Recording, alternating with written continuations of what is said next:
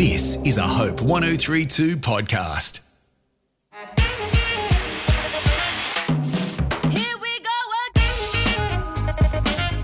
To She Wasn't Born Yesterday for women who are 40 plus fabulous by the Empty Nest Chicks. I'm Janet Evans, ex-M&T Saatchi advertising creative who have won numerous radio and TV awards. Not that that'll affect us because we're doing a podcast.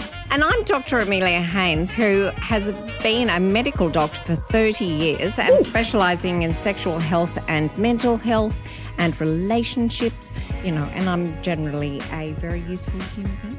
Well, we'll find out about that, but we are here to work together. People tell me on good authority that I am. Really? Yes, well, they never say that to me, so I think we're the perfect hosts for She Wasn't Born Yesterday.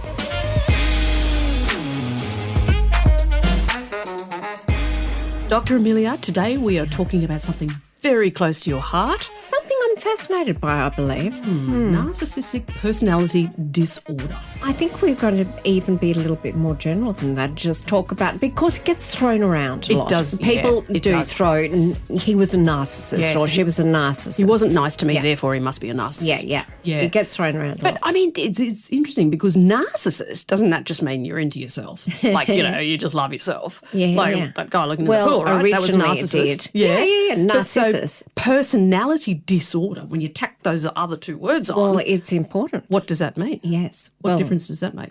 Actually, it makes a huge difference. Do you really want me to wrap it I on do. now Yes, and I leave do. our guest just hanging in the You green do? room? Okay. Yes. Okay, well, I'll be boring and then the guests can be super interesting. So what I'd say is there are 3 types of narcissism that people need to be aware of. Actually, it's really helpful if people just let Amelia be bossy for a second.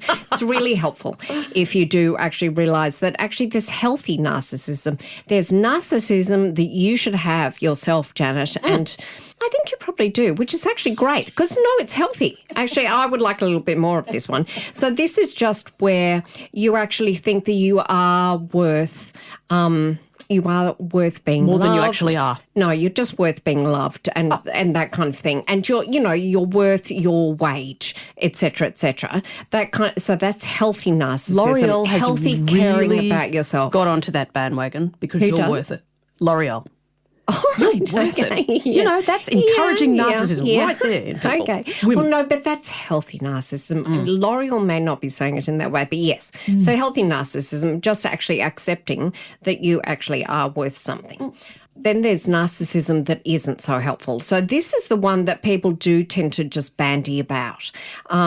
And it's true, some people do have very strong narcissistic traits, so very strong parts of their personality that are quite narcissistic, and they're kind of difficult enough to deal with. So what do you mean by that?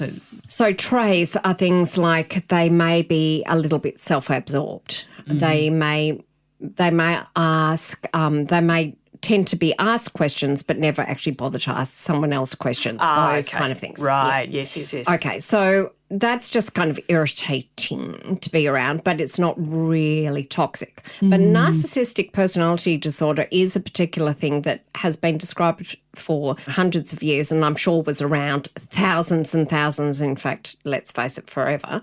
And it's about 1% of the population. And there are actually 9 criteria, which I don't think I should go into right now. But anyway, and you just have to have 5 of those and kind of as an adult and kind of demonstrate them over a long period of time. But the thing is, it's not very lighthearted to rabbit on about it because people who have narcissistic personality disorder are very, very, very, very difficult to live with. And often it's only their family who knows how difficult they are. Occasionally other people will see it revealed, but often they only reveal it at home. Yeah, so I often ask patients I see, when you put the key in the door of your home, do you wonder, are they going to be in a good mood or are they going to be in a difficult mood? And, the rest of your kind of day is going to be based on that. You may have left them in a good mood, but you might come home to them in a kind of cray-cray mood for no good reason. So those are the kind of characteristics that people with narcissistic personality disorder. We call it NPD because it's very much easier to say. Right. So NPD. And 1% of the population have it. And let's face it, psychopaths, which is slightly a made-up kind of word, tend to have it. They can also have a thing called antisocial personality disorder. Okay. But anyway, they're not necessarily part of that 1%. There are people with NPD, narcissistic personality disorder, who are destroying their families' lives, but they're not actually going out there killing anyone. So I think that's really important to know too. So they're 1% of the population, which is quite high enough. But yes, they're not necessarily psychopaths and they're not necessarily killing people. But I have a feeling that our guest today might be just the person that you want to talk to about this kind of personality because he's seen it up close and personal. Actually kill people. So today... Yes, well, he's seen that's right, the 1%, but the less than 1% even. Less desirable 1%. Because today we're talking to the former New South Wales Senior Crown Prosecutor, described by colleagues and opponents as formidable in court, barrister, law professor, author and award-winning photographer, Mark Tedeschi, KC. King's Counsel, not Casey in the Sunshine Band. G'day, Mark. How are you going? Good, thank you. I mean, it's a bit interesting that a guest on our episode about NPD, because what would be the connection between the work that you do and knowing people who have NPD? I think the connection is that whilst there might be only 1% of the population that has narcissistic personality disorder, the percentage of people with that disorder in our maximum security jails is much, much higher. Not all people with NPD go on to commit serious crime. No. As Amelia said. But the ones who do commit the crimes often have that disorder, yes. NPD, and I find narcissism fascinating. And in fact, I've written about 2 perpetrators in my books that clearly had narcissistic personality disorder, and I find it absolutely fascinating to try and work out what their thinking was at the time that they committed crimes, because both of them committed crimes that almost inevitably they were going to come unstuck at some stage. Right. And yet they couldn't see it. And they had very similar qualities. The 2 people I'm thinking of are Stephen Bradley, who was convicted of the kidnapping murder of 8-year-old Graham Thorne in He was convicted in 61. The kidnapping murder was in 1960. And the other one is Bruce Burrell, who was convicted of the murders of 2 women, one of whom he murdered because he owed her a substantial amount of money and she wanted the money back and he didn't have it to give back to her. The other of whom he kidnapped to try and get a ransom from her husband because he was in such desperate financial straits. But both of them had what I consider to be classic symptoms of the disorder. And Amelia, you'll probably be able to confirm from the diagnostic point of view that these are qualities that you often find in people with this disorder. The first thing is they have an unassailable belief in their own superior abilities compared to other people. They think they can see things that other people can't see. They think they can plan for events in a way that other people are unable to. So those 2 men that I described both thought that they had devised a perfect crime, that they thought of every eventuality that might happen so that they could get away with it. But I probably think that in general the detectives are kind of a bit stupid. But when you look at it logically, they were leaving evidence at every drop of the hat for the police to find later on. What were they thinking? They had no idea how much evidence they were leaving along the way, so that their belief in themselves, although it was unassailable, it was totally unrealistic. Off the charts. The second quality is that people with the disorder, including these 2 men, can't feel empathy for other people. It's not that they don't feel empathy for other people. It's that they can't feel empathy for other people. And there was a very interesting podcast that I heard just very recently on ABC Conversations with Sarah Konofsky, in which that was described so brilliantly. And apparently there is a certain type of brain cell that these people are missing. I can't remember what the name of the type of brain cell is, but apparently if you do post-mortem examinations of their brains after they die, these brain cells are missing, and these brain cells are what lead to normal feelings of empathy in normal people. So people who can't feel any empathy with other people don't have the same boundaries that other people have.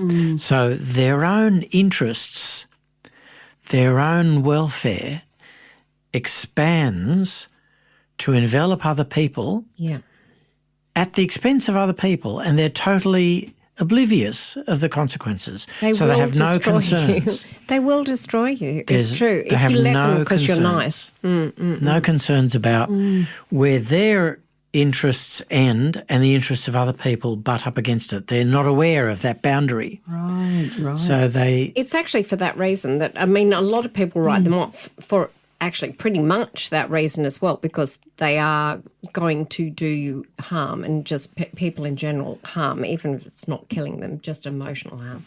But I actually feel an extraordinary amount of compassion for them, because they are unable to perceive what they're like and modulate it, like Mark was saying. And I want to hear this conversation that you heard with Sarah Konofsky, because I have always felt actually these people are unaware of just what they're doing to other people. Like, actually, to be it's not okay, but we can be compassionate to them. Her guest was explaining that they don't see other people as fellow human beings. They see them as objects, just like you might see a cup in front of you. They see other people as objects that don't have feelings, don't have rights, don't have boundaries. So they've got a completely different view of the world, and that's why they can be very dangerous people. Now, having said that, I think that there are a lot of our leaders in the corporate world who are very narcissistic people, and they're very successful. I was they going don't to say, go to it murder actually people. breeds, it breeds success. It breeds success. That's one of our scary They can be ruthless. They can be very dogged. They can be...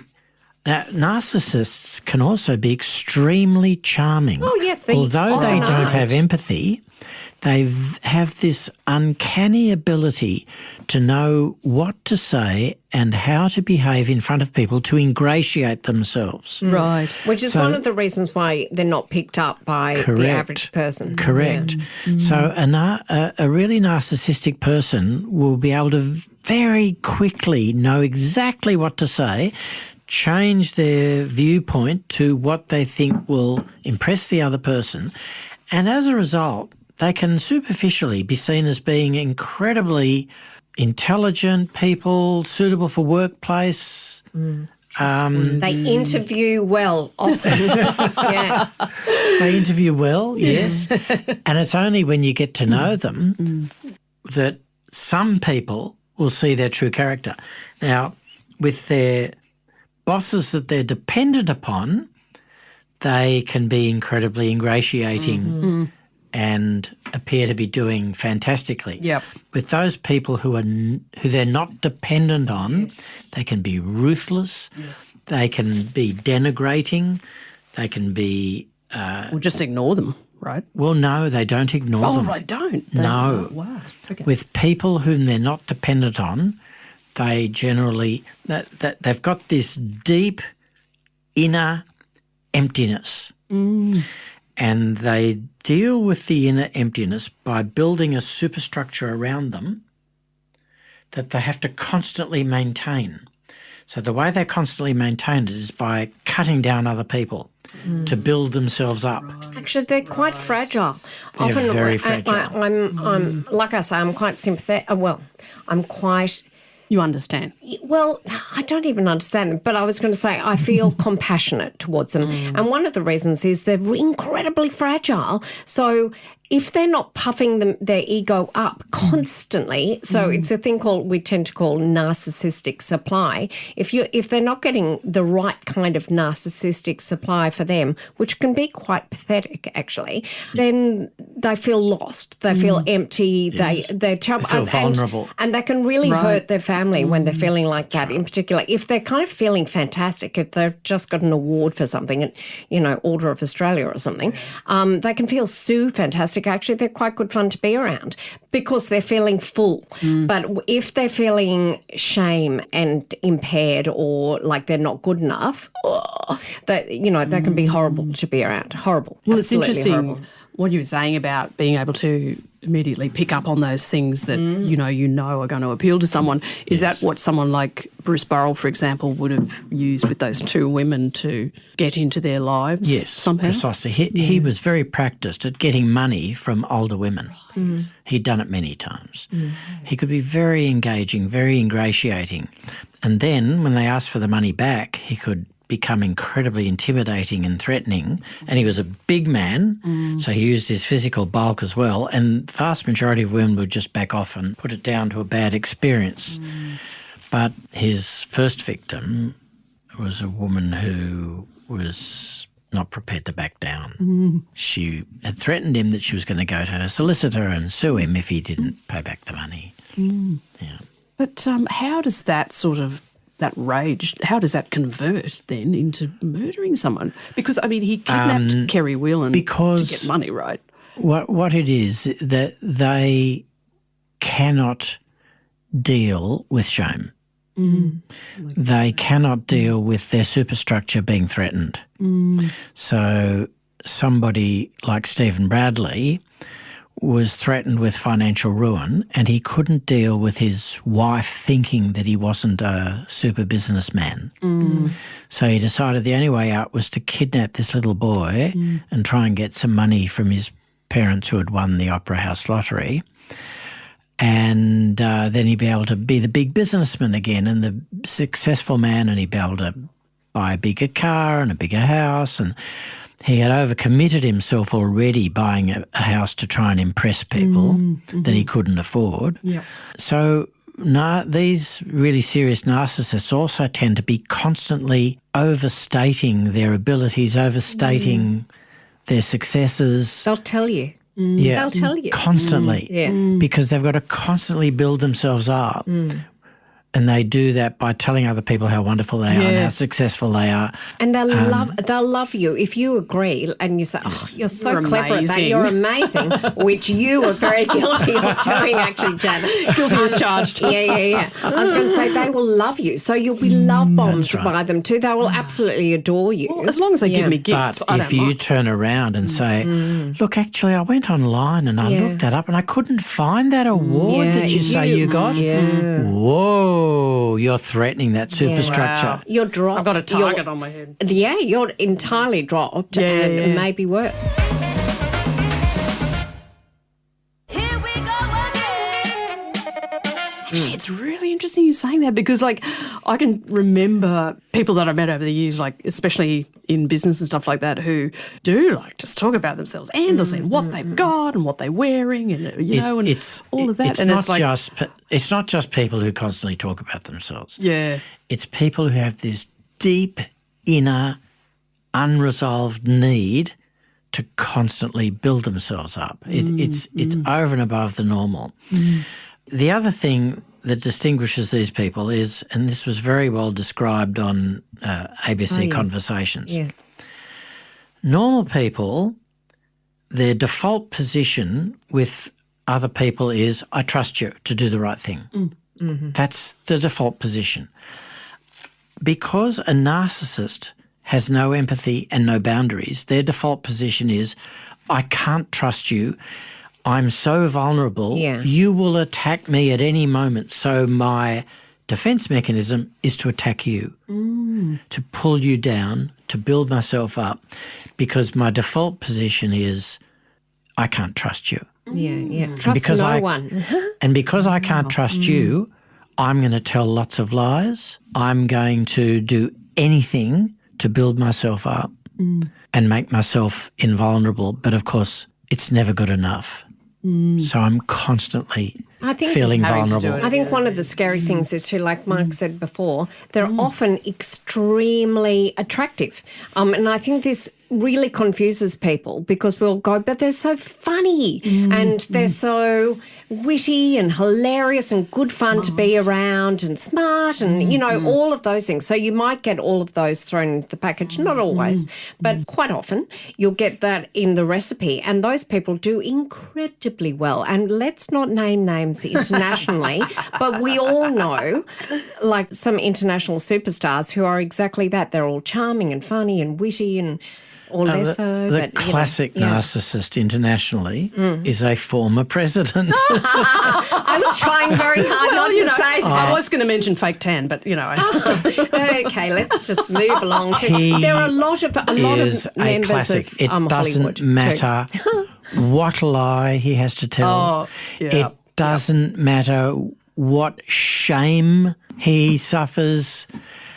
The other thing about narcissists is they can never admit that they're in the wrong, and that's because they never feel that they're in the wrong. Yeah. So why would you admit that you're in the wrong if you don't think that you're in the wrong? Even when it's kind of disproved to your face, there'll always be 1% of truth and you'll just hang on to that and puff it up to 100%. Right. Yeah. That's right. And he's a classic example. Classic. Anywho, that's all a bit too easy, but yes. I mean, just some of the things he says, and you just go, you cannot be serious. I can't believe you're saying that. Like, you know, these people are idiots, and you know. Can I just say, poor him. Like I say, I do feel a lot of compassion for these people because, one, you just know how vulnerable someone like sorry him for his is. family, you know. Well, yeah, for the people they're probably who are very around. rich. They're horrendous to be married to. Yeah, or to be the children of, or any of those things. To be a family member generally Sometimes of such a they person. Sometimes they do marry another narcissist, which can work out quite well. Oh, do they cancel each other out? No. Generally, they don't.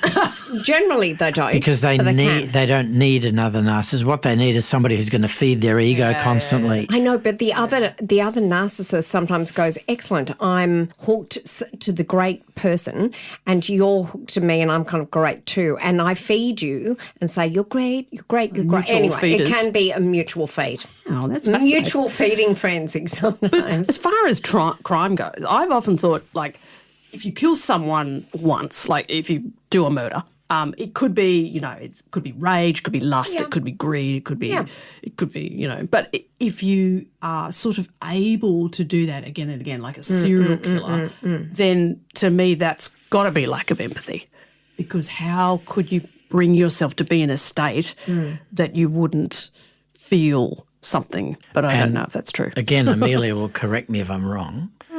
Yeah. My understanding is their condition is not amenable to treatment. No, it's not, which is really, really a sad thing, and actually very important for people who are dealing with them in everyday life to realise that, you know, you'll talk to friends about people like this in your life and they'll say, oh, just sit down, have a chat with them, blah, blah, blah. But actually, with narcissists, that's not going to work. That's actually not going to work. But your friend, your kind friend who's just treating you like maybe you're dealing with a normal person doesn't understand that. And love your friend, continue to love your friend, but realise that you know more than they do because you're dealing with this very extraordinary kind of situation with the narcissist. Yeah. You can never fill the void. You can never make them feel anything but vulnerable.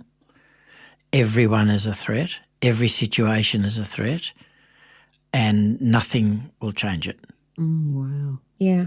Which is an awful way to exist. It's a terrible way to exist. So I keep speaking kind of compassion for the narcissist who would never speak it for me. But I get that. But yeah. So how do you know for sure that they don't feel something but they're just not able to show it? Well, they kind of do. This is Yeah. the thing, like, and I'm sure Mark has seen this, like, even in kind of legal practice, they will apparently demonstrate feeling. They'll cry, but usually it's kind of about how they look.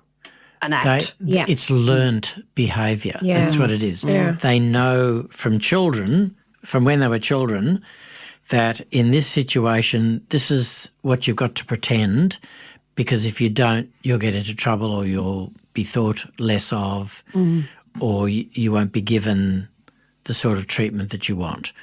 So they learn from a very early age, this is how you have to behave. So they can feign sympathy, but it's totally and utterly not Self-defense. genuine. Yeah, it's not genuine. The other thing is they'll show it to other people, quite apparently genuine. Well, it's kind of genuine to them. They'll say, oh, I feel so sorry for that man. He obviously doesn't have, I don't know, anywhere to stay, anywhere to live.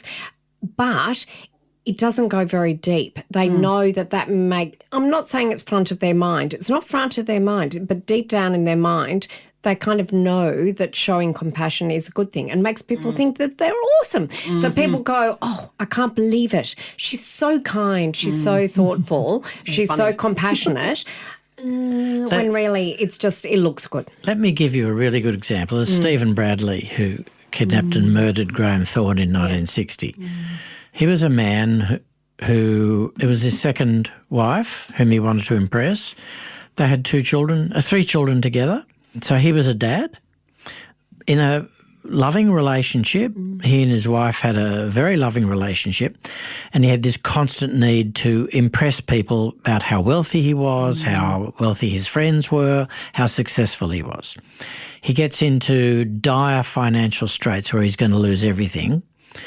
So he decides to commit this kidnapping. So what does he do? He finds out the details of the family from the newspaper because they were publishing the results at that stage. So he knew the address where they lived. He knew their names. He didn't have their phone number. The reason why he didn't have their phone number is that he'd rung up the exchange to find out the number of this family, and they'd given him the number, which they did in those days, but it was not connected. So what does he do? He goes to their home, he knocks on the door one night, and Graham's mother comes to the front door and he asks her, why is the phone not connected? And of course, she's immediately suspicious about this man. Right.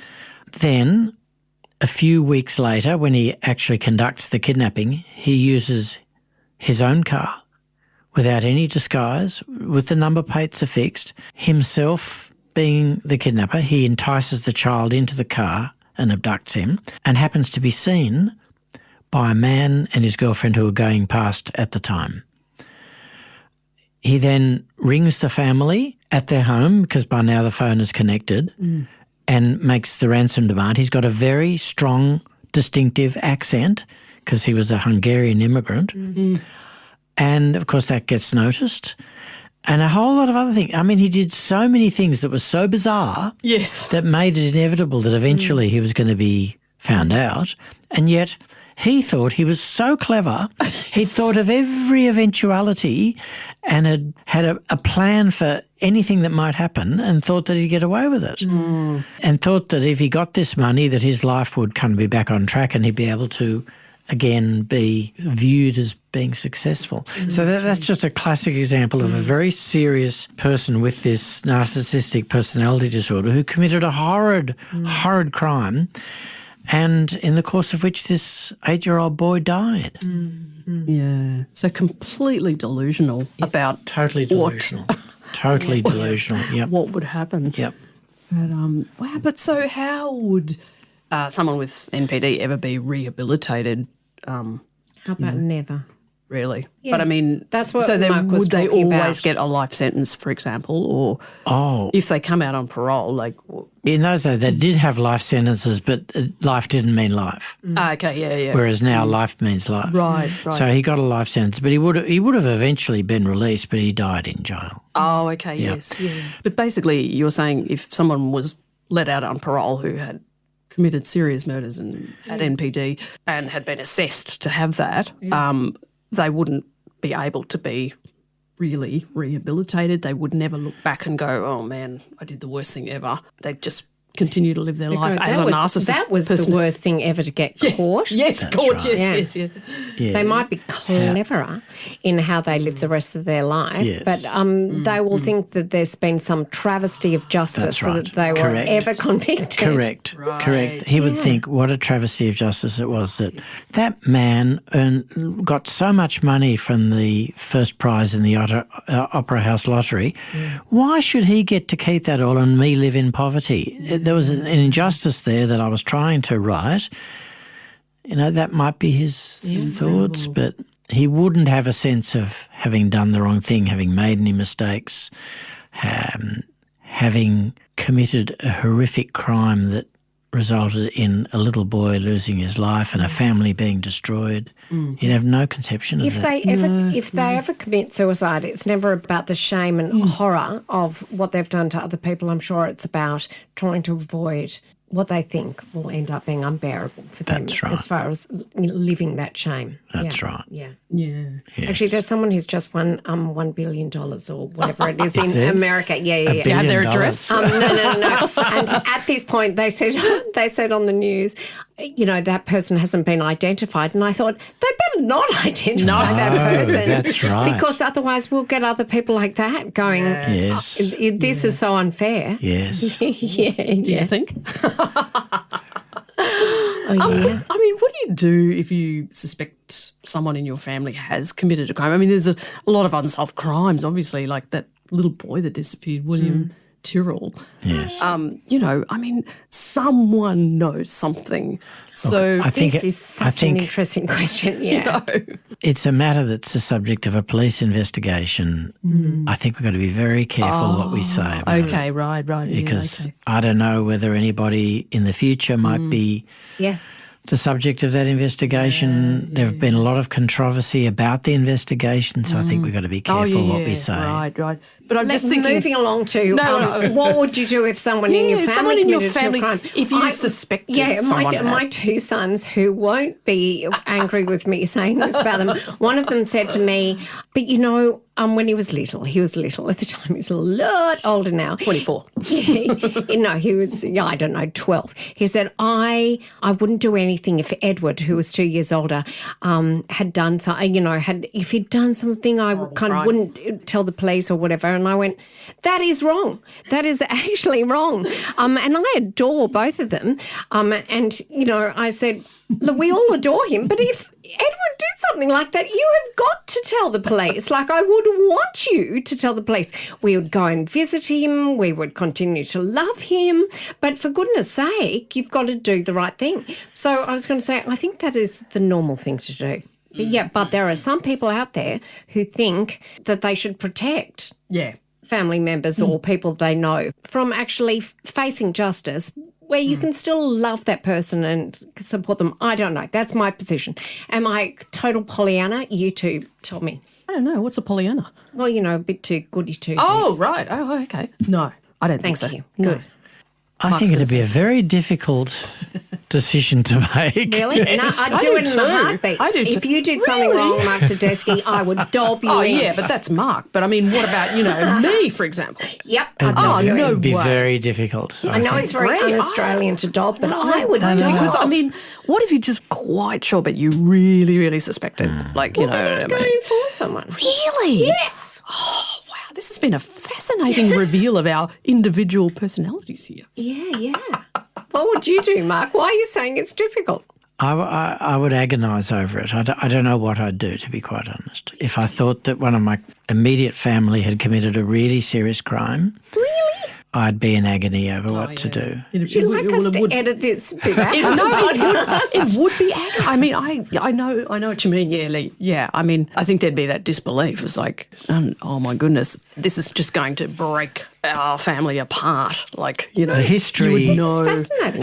the history of police investigations is that family members generally don't dob in their fellow family members. But what happens is that sometimes if there's been a marital breakup, then sometimes you will get an ex-partner going to the police and dobbing someone in. And I'm not breaking any confidences at all in saying that it's general knowledge that there have been some recent crimes that have been solved by the police, some really old crimes that have been solved by the police because of that sort of situation. Do murderers get psychologically assessed as a matter of course before, during, or after a trial? Or? No. Okay. No, generally what will happen is on sentence there'll be some sort of psychiatric or psychological evidence if it's going to benefit the accused person on sentence. But not necessarily for a trial unless there's going to be a psychiatric defence, like a defence of mental illness or a defence of diminished responsibility because of some mental condition. So there are certain defences that are available that might result in expert evidence being called, but they're fairly few and far between. Okay. Because couldn't you argue that NPD might be a mental health defence? It's not a mental illness. It's not it's a not classified. Personality trait, not a mental illness. Personality disorder. It's Even a though they're missing a disorder. brain cell. To They're me, not- that says mental health. No, they're not actually. They're not actually mentally ill. Interesting. They're It's interesting, isn't it? They're totally able to choose Yeah. what they do. They're in charge of their actions. To be mentally ill, you'd have to not be able to discern right be or delusional. That's right. and Correct. yeah. That's the ultimate test. Right. That you no longer have the ability to know the nature and quality of what you're doing or to know that it's morally wrong. Yeah, but couldn't you argue that someone with NPD doesn't know it's morally wrong? They do. But they do know. They do know. And they just don't They care. just don't care. Right, Yeah. got you. It's not important to them. Yeah, it's really important that you know that. Yeah, that everyone knows that. I have met like people that I thought, oh man, you are amoral. Like you don't have that compass of, I didn't do that right thing there, or it was quite a sort of slightly devastating thing to find out about. And remember that NPD is 1% of the population. So, of course, we all have. Of course, we all have that. I was very into a true crime podcast called "They Walk Amongst Us." Ah, yes. Because they don't look scary. I think, like a while ago, you asked whether or not the people who are like this have any kind of characteristics. They don't. They can be just so charming or average or all of those things. They don't look like monsters. They don't necessarily behave that One way. of us in this room. Yeah, could be. If there were 10 of us here, we go, there would be. Oh no, hang on, 1%. No, my maths is 1% is 1 in 100. 100. Oh, we'd have to have 100 people. Yeah. Then one of us would be. It's like that show. What's it called? I can't remember. 10 anyway. good A few good men. Yeah, I jury don't know, thing. something like Anyway. that. You can't handle the truth. That kind of thing. That kind of thing. Yes. So, yes. the last thing I was going to say was I was reading about this narcissistic abuse cycle. Have you guys heard about that? I can't say that I have. Tell me okay. more. And I think this is about relationships, but it's 4 phases apparently: idealisation, devaluation, discarding, and hovering. And I think that must be in the case of like someone who's like has NPD but is basically going to stalk someone. Well, actually, no. I was going to say I've never heard of that. Okay. On Dr. Google gives us all sorts of things like that. right. However, it is based on a little bit of truth in as much as actually maybe not so much with narcissistic personality disorder, maybe more borderline personality disorder. They will over-idealise the people that they decide to love who are loving them back, and they go, you're so amazing, you're so great. But then that other person will do one little tiny weeny normal thing that a normal human does that doesn't actually please the person with the personality disorder, and suddenly they are all wrong. And they're just devalued like that. It's like they've gone from the heights to the depths. And then they'll often throw them away as a kind of friend or associate. But don't people with that condition, they don't like being discarded by others? Oh, They yes. don't like being, Yes. well, hence can't take being dumped? the fourth part of the cycle, which is hovering. Ironic. Because you come back. But I mean, it's good to talk about these kind of people because they do walk among us, and they are at least kind of 1% of the population, and we all have traits that are kind of similar for good or ill, and dealing with those kind of characteristics is important, I think, in this adult human experience, and. Yeah, It's I such think a- it's good to talk about it. Such a spectrum, isn't it? Because you just have a massive ego, like Mark here, you know. Or no, I'm just kidding. it's But you know, I know, it's been unbearable. but then it could just be that step further, which is actually narcissistic personality disorder. I think Mark has healthy narcissism. healthy. Thank you, Dr. Amelia. You've been officially diagnosed. She'll send it the bill. Well, it's been a very healthy discussion here today. It's been amazing talking about Yes, it has. the 1% of the population and how some of that translates into crime. And having Mark Tedeschi here with us today, it's been absolutely Thank you for brilliant. coming. Thank you. Mark. It's been a pleasure. Gorgi, we hope you enjoyed this episode, but we'd love to get to know you better and share more about our lives, what we get up to, what you get up to, and some insider goss and cheeky sneak peeks. So why not join our Facebook group? It's called She Wasn't Born Yesterday, for lots of little extras. Your chance to comment, make suggestions, tell us if there's a topic you'd like us to talk about. Or just to say g'day. Either way, join us next week on She Wasn't Born Yesterday. We look forward to your company.